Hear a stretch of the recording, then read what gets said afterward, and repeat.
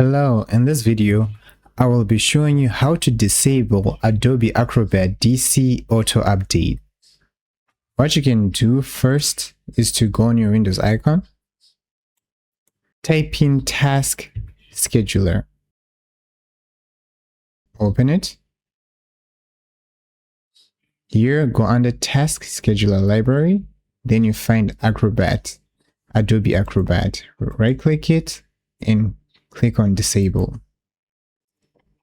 After you do this, Windows icon, right-click, click on Run, type in this services.msc, click on OK.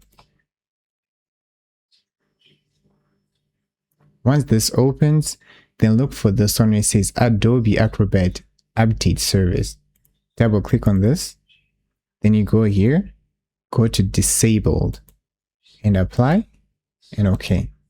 And you're done.